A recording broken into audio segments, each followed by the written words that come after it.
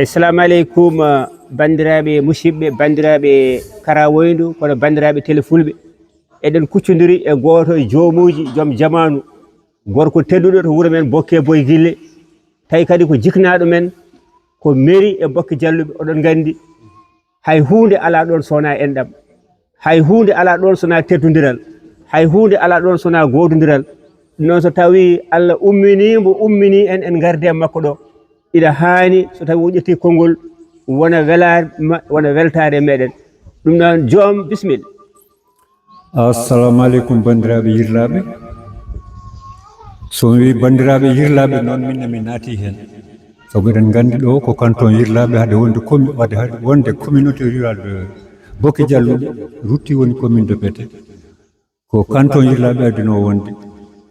Hila Diaba ha Gounagol ɗum ɗo woni commune de Bokke Jalluɓe. Wadde bandiraɓe mi salmini on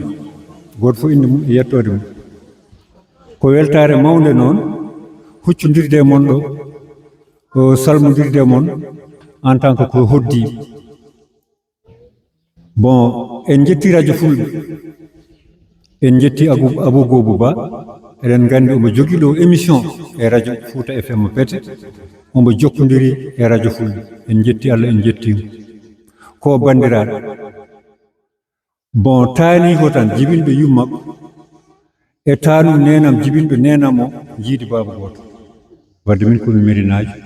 mi andimo gila o wawa haydara min heccimo kono ko jiknaɓe en jetti Allah en jettimo omo darani Fuutankoɓe no foti darorede ni o arano ɗo tan kono wonɗo waɗete e ɓuuri ha heewi ɗum noon Allah jarama o jarama en jetti Allah en jetti Baba Dembo ko ɗum ɗo woni ɗo yaari to banggue jangde banggue gandal makko ko oɗo banggue o yaari to o yaari to o bonnani o timmini ha timmi ala fof ko añani Fuutankoɓe ko dawata ko noon omo yaha omo arta min mbi hande min gara min jurno ko ƴeewata ko liggoto ko holko woni amin gardi noon e joɗaniɗo ɗo radio Fulɓe FM amin gardi e denɗiko ina wiye Guelil Amadou Diallo yimomi baba makko jiidi yumma e baba min baba makko ko miñum babam kanko ɗo woni ɗo ko miñam baba makko ni ko gonga min hecci ɗum kono to banggue enɗam ko babiraɗo kañum e jibinɗo mi o tollodiri ko ɓiɓe baba tandak men tan jiidi yumma e baba. Bandiraɓe min mi majjani karawoyde mbiɗa andi ɗo no feewi par ce que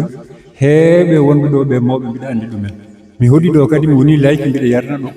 nde wondi ɗo e dammiɗo wadde mbiɗa andi ɗo ko heewi ɗum noon Allah jarama on jarama min beltima hono no ardani e guure he tawde ko gonga